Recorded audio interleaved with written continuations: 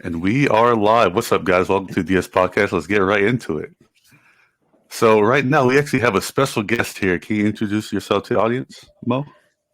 Hi, Dehvin. Thanks so much for getting back to me. It's been a pleasure always being back in the podcast and your audience and going through a very interesting topic. My name is Mohammed Aboshanab, and you can always call me Mo. I'm an international lawyer, international tax expert, and I have a different you can say nicknames under. I run for the Passport Pro teams. I run one of the largest Facebook groups now. We are almost 10K members. It's called Passport Bros on the Facebook, and we are growing the community so fast. Yeah, that's amazing, man. So, what made you actually want to come to Kenya? We were discussing about different countries we would like to talk about, and Kenya is a very interesting country. It's not just about the gateway to East Africa, but I consider it all my American African friends that it's you can say it's the true heart of Africa. They have the culture, they have the cuisine, they have the mentality, and they are very easygoing people. I mean, they're a mix of different cultures. They're not just African, but they mix of different backgrounds. Some people who are actually from Africa itself, and there's people coming from Asia. They have people from the Middle East. So it's a melting pot. But you can say the African ethnicity is more than 75%. But it's have been Nairobi itself, the capital, have been the trading hub for East Africa for a couple of hundreds of years. Yeah. Oh, wow, man. So, what time of the year do you think is best to actually travel to Kenya? I mean, Kenya itself is in the equator, so they have a very mild temperature. The summer there is not that extremely hot, but some cities in Kenya, like Mombasa, it's in the seaside, that can get very hot, especially in the summer. In the winter, it's very mild. There's no ice. There's a couple of rain, but it's not rain like in other places. So it's very mild temperature, whatever in the summer or in the winter. But it's much better if you're going to Africa for the first time, not go into summer. Go between you can say the months is between the winter, the end of the winter, and the start of summer. We can say March, April, and May. That's the culture. The weather will be much more on the mild side, and you'll be able to enjoy more of the outdoors. Oh wow, man. So, what would you say is like the best spot in Kenya for tourists or passport bros? You have to start with Nairobi. It's the largest city, is the capital. It's where you mostly, if you're traveling outside from the US or coming from Europe, you have to land first in Nairobi.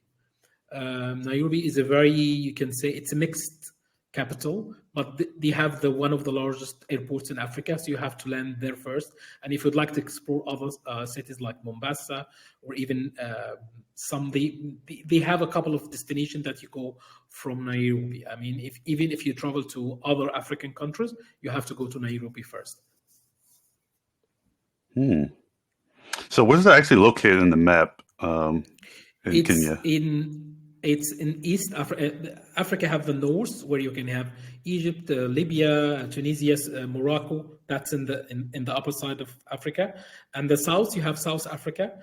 In the west, you have Nigeria, which is the largest state or country in the west. In the east, on the other side of Nigeria is here.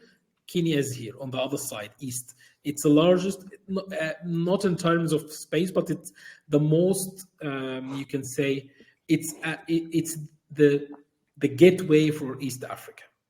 So if you're coming from, you can say they have direct flights from Nairobi. They have direct flights to mostly. It's very hard to go directly from the US. You have to pass through an European. Or you can go to Dubai, you can go to London, you can go to Paris, Berlin, and coming directly from Nairobi. That will be much better instead of going from the US directly to Kenya. So it's on if you see Africa have a horn, and this is called the Horn of Africa or East Africa, that's Kenya will be the first country on the side.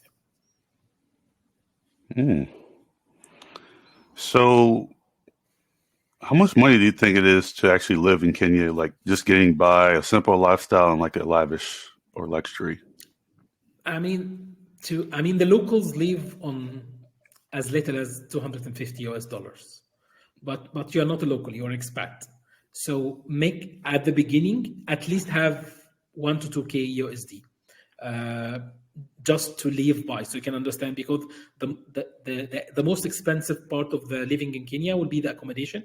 You're coming as a tourist or you're coming as an expat for the first time, you have to rent through Airbnb or Booking.com. That will be expensive until you understand that you can go and rent directly through the locals. If you know, one of the things that it's available in Kenya is not in other countries. They speak a very good, well understandable English. They don't have a very thick accent, so you will be able to go back with your American accent or European accent and in English. It will be very hard to understand. And going through, they have their own local accents or their own different languages. They have the most common used language there is Swahili, but going by the English will be very easy to go. So you can do a lot.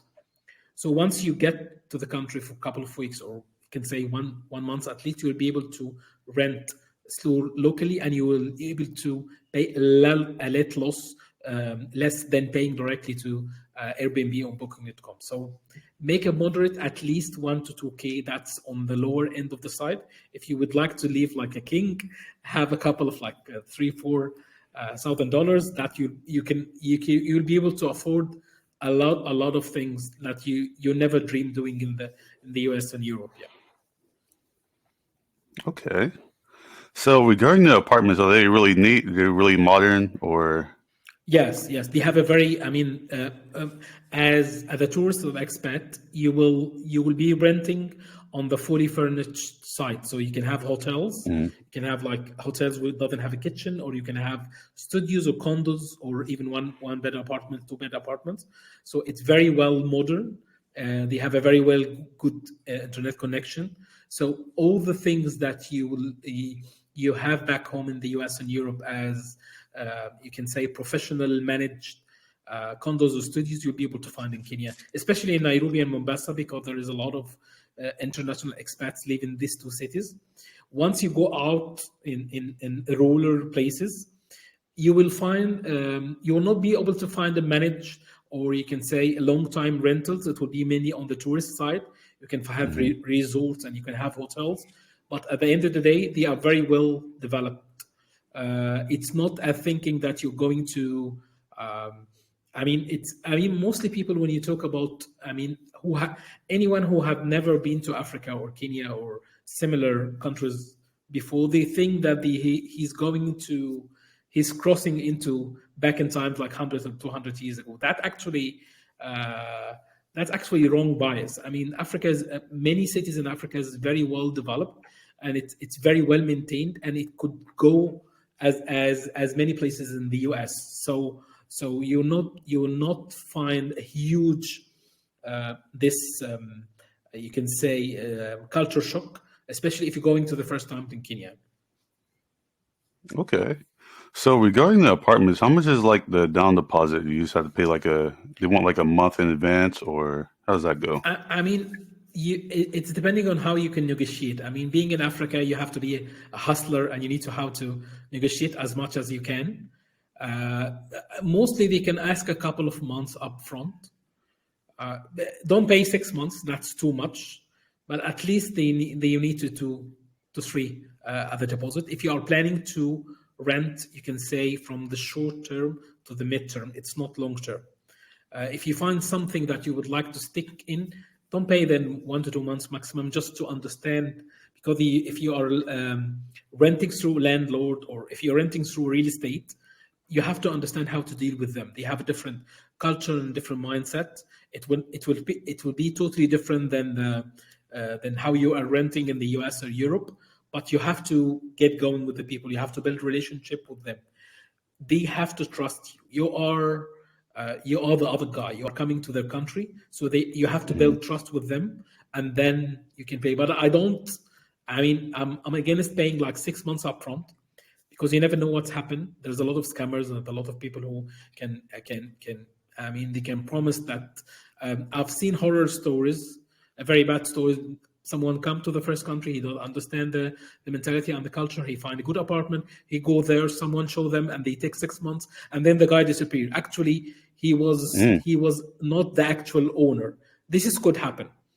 So use Airbnb or Booking.com at the beginning for at least 1 to 2 months to get yourself into the mentality in the country, and once you get into you can say the hype of the country itself, and then take it to the next step. Oh wow, that's a game changer right there. yes, you have to be very. It's like. I mean, if you move from the US to Canada, you can have similar problems. Even it's just you cross the border. But if you don't know how to deal with people, because it might be you have to pay cash upfront. There's no proof that you have paid it. If you don't have transferring money from a US bank account to Kenyan account, it's not easy. So you have to use cash at the beginning, or use a trusted provider like Airbnb until you be very familiar and confident, and take it to going to the real estate agent, speaking with them, or going into the local news or the local agents, or even the local advertise that for the local real estate rentals, and you do it yourself. That will be the most cheapest option, but you have to be very careful what you do. And this kind of advice, it's for anyone who would like to move to another country. You just explore other opportunities. So what is actually the preferred transportation over there in Kenya? I mean, they have taxis. They have. I mean, that's the public transportation is there, but it's mainly for the locals. It would be very challenging to do it at the beginning if you are not a hustler. It's not.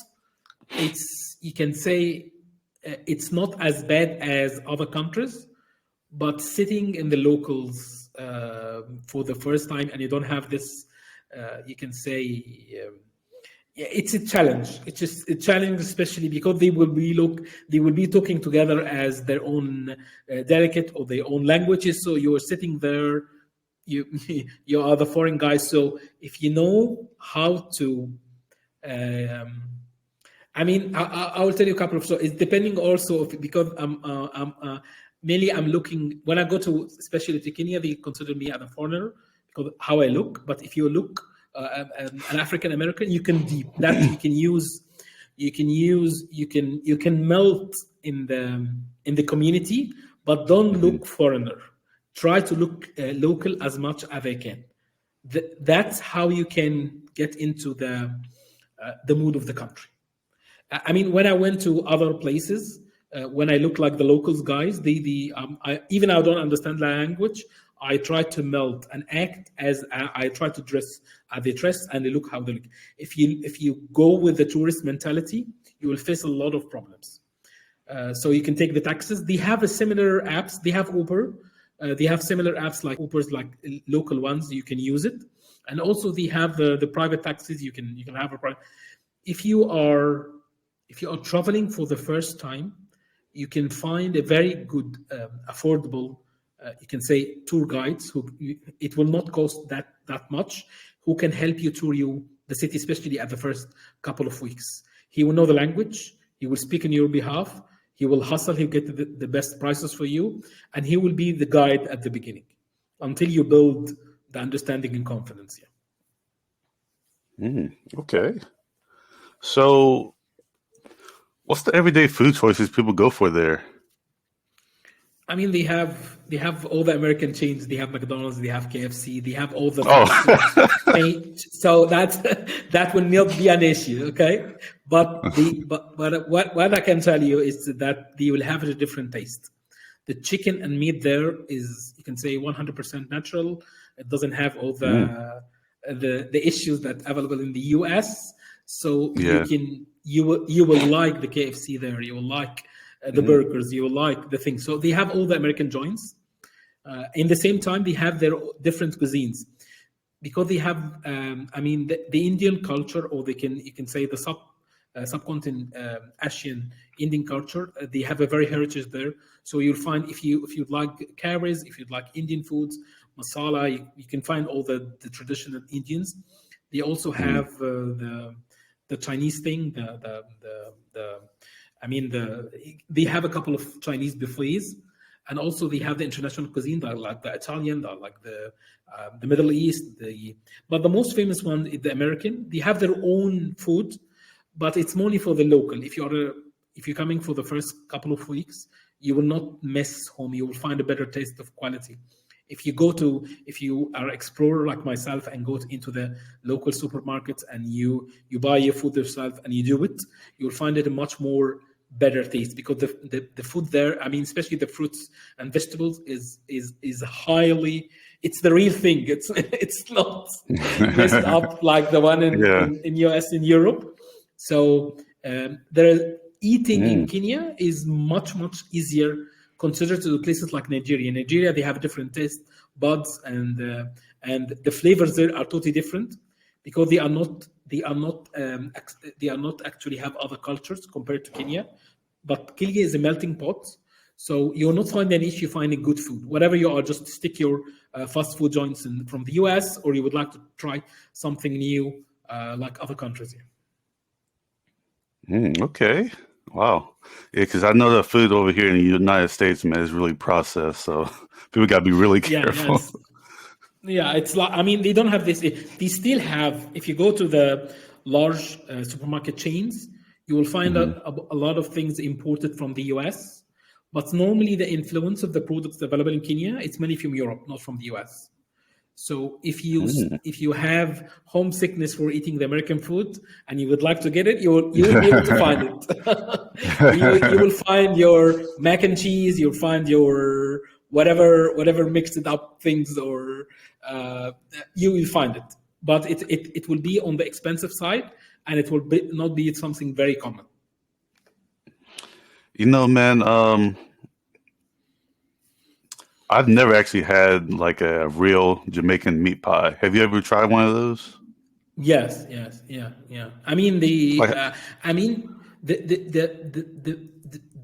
The Jamaica culture. I can tell you from here that the culture in Jamaica is very similar to. They don't have. In Kenya they have similar foods, but with a different because they share heritage between the Africans.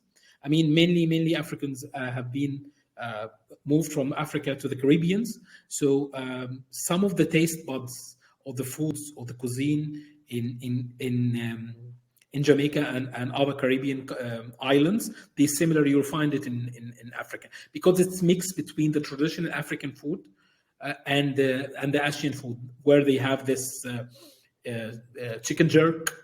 It's very well famous in Kenya also, but it have different taste because the flavors, and it's a little bit different. But you will not have an issue finding decent food and cheap food in Kenya. Okay. Yeah, man, because I always grew up on the Jamaican meat pie, so I was actually curious. Yes, the fried. Yes, you'll find it there. Especially the spicy. Yeah. Yes. So what's the average food cost over there in Kenya? You can go by, you can say $200-$300 if you are eating all the time in the fast food, or you can eat in medium fancy restaurants. If you would like to go cheap locals, you can go as low as $100 US, but you have to cook the food yourself. Yeah, it's depending what kind of, how you would like to. It's not just about saving, but if you, eating like the locals would be dirt cheap. But if you would like to cook yourself and you have meals, or you can prep meal by the week or by a couple of days, that will be on the affordable side. If you keep eating junk food or medium restaurants, that will not be maximum $200-$300 maximum. If you would like to spoil yourself in each day and have a fancy meal each day, that will be a maximum like $600 or $500. So it's not that expensive, but you will find a lot of opportunity. You will like a lot of cuisine options available to you, whatever you are in Nairobi or other cities here. Okay, so Speaking of food, how's the health and fitness over there, man? The most of the Kenyans are not on the obese side. Because they eat a lot of fresh vegetables and fruits. So the whole community is not. They still have obese people, but it's not as epidemic or pandemic like other countries. There's more other countries in Africa where people are on the obese side, but in Kenya they are very well moderate. Because the amount of food they eat is mainly on the healthy side. It's not on the junk side. Okay. So what about like the fitness industry? Is it really rabid over there, or It's big, depending. Yeah, I small? mean, they have a lot of gyms. They have a lot of international gyms from even international chains that opened in Kenya in the last couple of years. So a lot of investment go.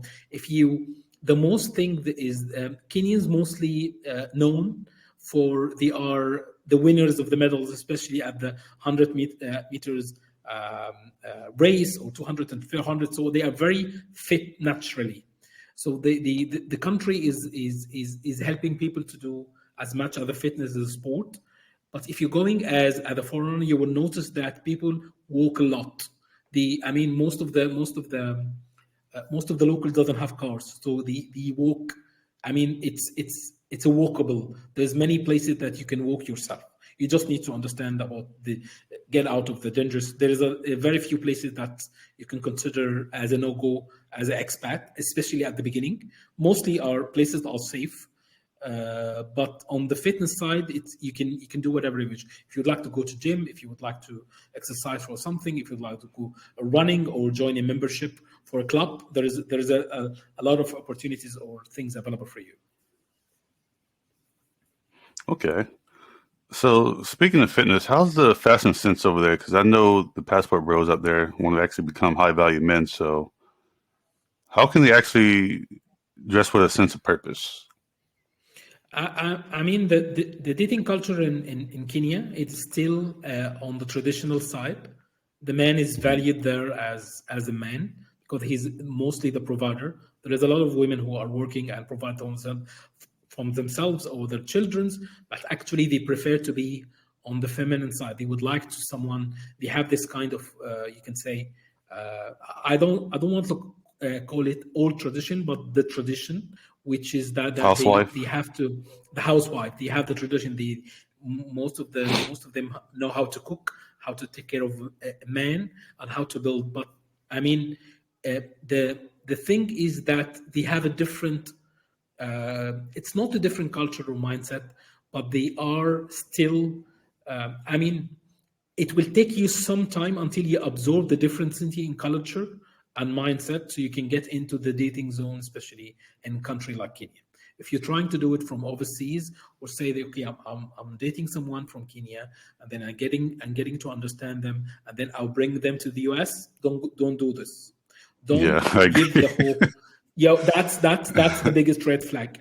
Don't give the hope for someone else that you will come back to the US and will give you green card and you live happy ever after. This is the worst thing. Any passport bro, someone dating internationally will ruin to themselves. It's much better that you build the start relationship online, or even you can do it when you're there. But you will find that the dating pool is much more. There is a lot of availability available, and you will be considered high value, whatever the value are. But my best advice in this: don't think that you are consider yourself 2 or 3 in the US and you'll be 10 in Kenya. No, you have to take care of yourself. You have to take care of your fitness, your income, and everything, so you can build your mentality and mindset as a man, and then you can go and value yourself there. If you are 5, 6, 7 in the US, you can be 9, 10 in Kenya. But don't consider 1 or 2 and go there and you will be like Brad Pitt. No, this will never happen. You have to know that people are the same. You have to look if you think that someone is too much good to be true, they are just looking for the visa or looking to a green card to come to the US. That will be their advantage of just using you. So try to put yourself in their shoes and never promise someone that I'll bring you back to the US. That will be the horrible thing that you can do that will ruin your life. You can use this as an option, but you have to build a relationship first. Go yourself there and live there if this is one of your intentions. That makes perfect sense, man. Yeah, definitely. So how's the day life and the nightlife over there in Kenya? I mean, they have the nightlife. I mean, it's very well advanced compared to other countries. I mean, it's because there's a lot of expats that have been living there and a lot of different cultures. So the spectrum is from the light side to the left side. It's very, you can say you will find the normal dating life like in other countries, like in US and Europe, and also you'll find also on the traditional side. It's depending on what you're looking for. They are not very extreme like in Thailand, where a lot of locals on the extremely nightlife, but they are still moderate. They have people who can enjoy it and people who say, I would like to keep it as traditional as I want. So whatever side you're looking for, you will find it. But it's like my advice for the beginning is just trying to take some time to digest things, especially if this is your first time getting out of the US. And this is like an advice for anyone. If you are traveling outside the US for the first time in Europe and you would like to see a place, don't go to Kenya for the first time. Go to other places. So you can, because it will be you can say a huge step. Take it step by step. Go to other countries who have different cultures and different mindset, and then you can make Kenya your second or third visit to a foreign country. Okay. So regarding the women there in Kenya, would you say they're defending them on default, or? Yes, you don't have to struggle, or you don't have. I mean, it's depending on how well the woman is developed. If still, because you know that they are considered themselves the East mentality, so they're looking to the West. They are the upper side of the life. Some of the women would like to do exactly the same, like in the women in the West are doing, but some of them no. I don't want to follow that. Like, I would like to be housewife. I would like to be traditional. I would like to a man take care of me and I take care of the man. But some of them are very well educated. Some of them are foreign educated, not just because they have a very good relationship with the UK. So some of them are already educated in other countries, have been in other countries. So that kind of mentality, it will be hard to change. So if you find that you are not leaving the US to go to find someone who thinking with the US mentality. Yeah. But just try, because their first language is English, so they will be able to understand the American mentality or the British mentality. They are more into the English side than the US, but you will find a lot of you can say modern women with modern mentality. If you'd like to keep it, that's fine. But it will be twist. They still have some tradition in their inner things, which is not. It's not 100% as fast developed like the US, but still some of them would like to build a family and stick to the man for the whole of their life. Okay. That's actually good advice, man. So regarding the woman there now, what would you say is like the best places to actually meet the woman over there in Kenya? I mean, you start by dating online. It's the most easiest thing to start is. But if you're going to, there is a lot of you can say getting inside with the locals. If you go to, I mean, there is a lot of events that are running, especially if you're going to the country for the first time, and you can find a lot of events that can introduce you to the culture, and then you can get into the dating. But if you're just using the normal dating sites, you'll find plenty of opportunities, especially in Kenya. There's many of them are online, so it will not be as hard as other countries, but you have to be very selective. because you might be overwhelmed by the number of people or the number of options available to you. So try to take it slowly. Don't just rush. So what about cold approach, like meeting people on the street or whatnot in Kenya? It will be hard at the beginning. It will be hard at the beginning, especially you are a foreigner, you are an expat, and you look differently. So don't try to do a cold approach on a country that you don't know the customs, you don't know what will be the reaction of others. It's not.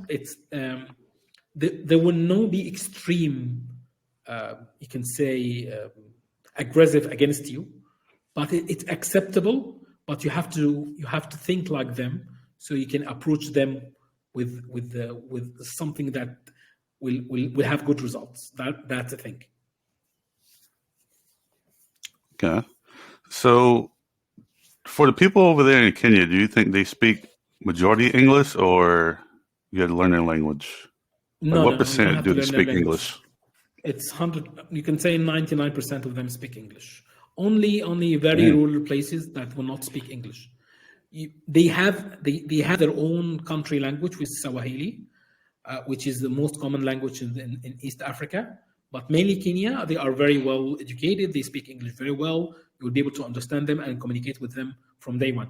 They might be slightly different in the accents, especially if they're coming from rural areas outside the capital, where they have not practiced a lot of English before, so that will not be an issue.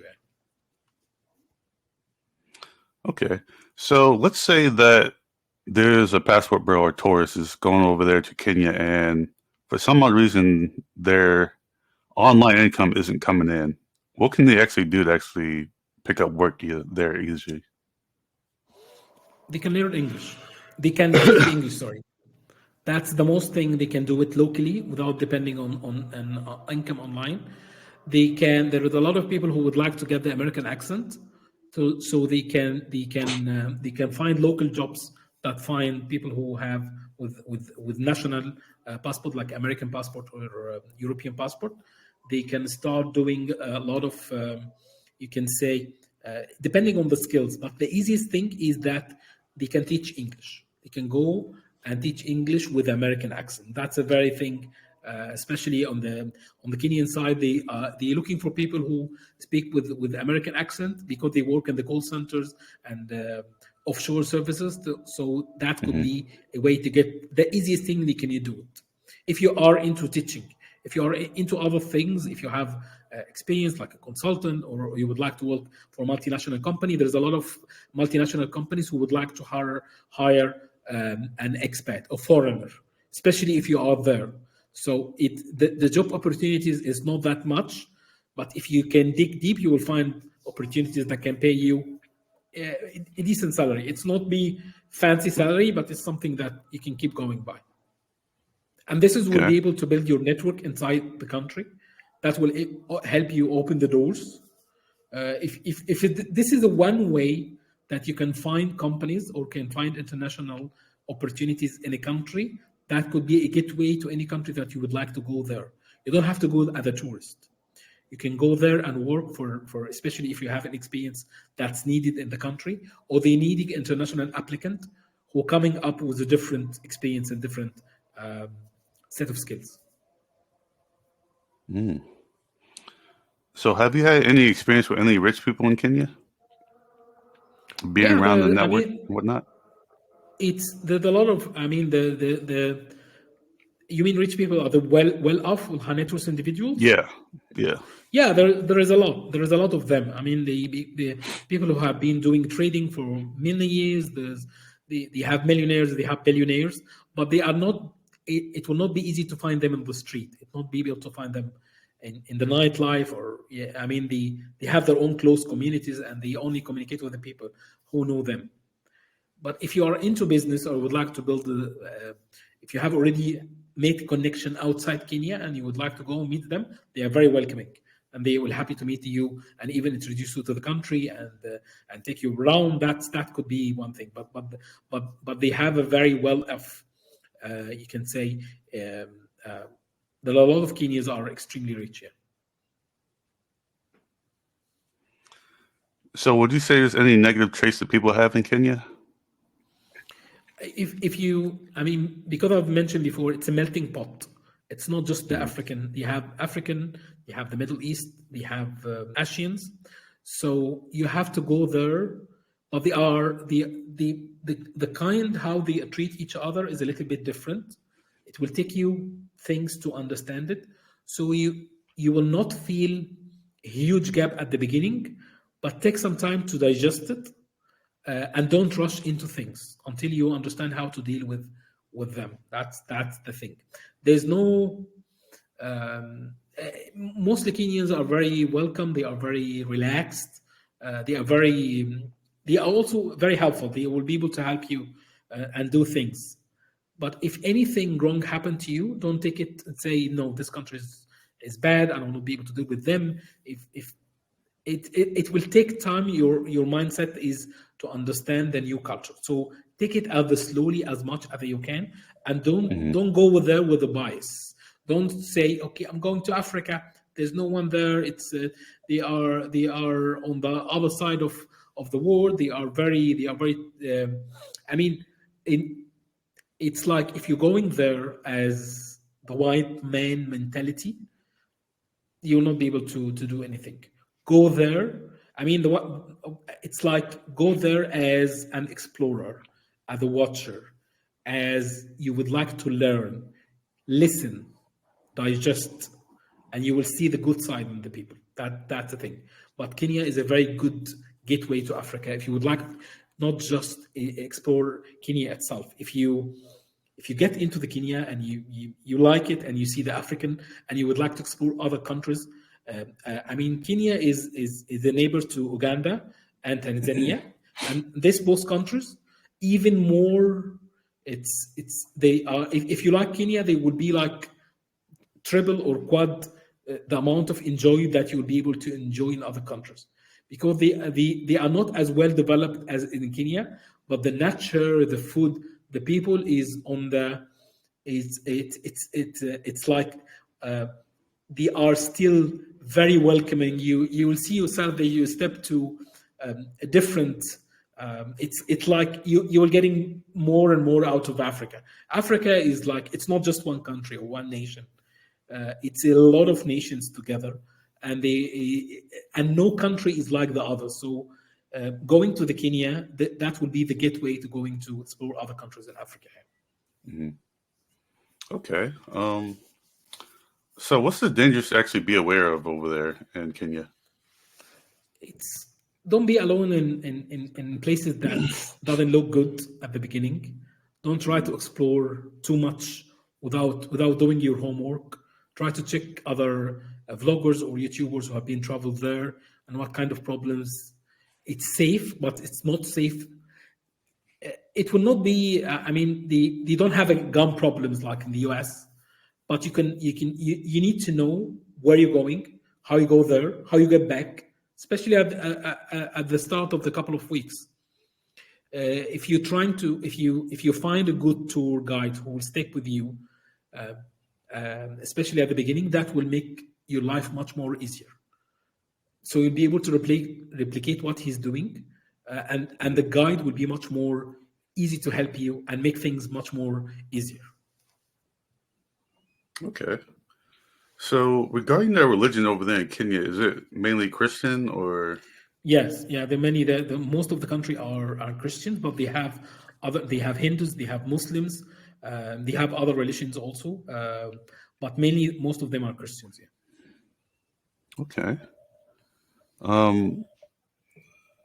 Are there any extra stories you want to share to the viewers out there?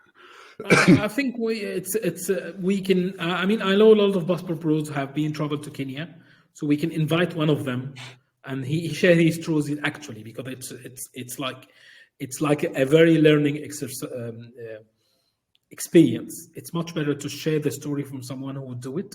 Also, if you Google "married to a Kenyan girl" in the YouTube, there is a lot of YouTube channels That's still actually the stories. Many of them already married, many of them are living in Kenya, and they experience American and Kenyans, and they experience what the process itself, how they know each other, what kind of culture difference they have. So that a lot of experience have been shared during the last couple of years, and you can listen to this and understand, and you will learn a lot just for watching this couple of videos on YouTube channels. So do you have any last words for viewers out there, Mo? Yeah, it's like, as always, just try to have a plan, have a budget, and never say never. It's like, if you would like to do something that most of the people around you have never think about it before, and you have the tools and resources, just go and do it. The world is full of opportunities. It's not just being in the US, not just being in Europe or in Canada. There are a lot of things to be done in other countries. And now is the best time. Just try to accept people as who they are and learn from them as much as you can. And always stay global, my friends. So Mo, how can people actually find more about you? Yeah, I mean, we have, I'm building now a brand just called the Global Expat, where I will share all the resources and all the information about me. If you just Google Global Expat Mo, you will find the YouTube channels, you'll find my contacts, the website, and you will be able to contact me. I have my direct WhatsApp number, my email, global-expat.com, and you will be able to get in touch with me directly. And there you have it, guys. Make sure to look after yourselves from around the world, and I'll see you guys on the next live stream. Have a good one.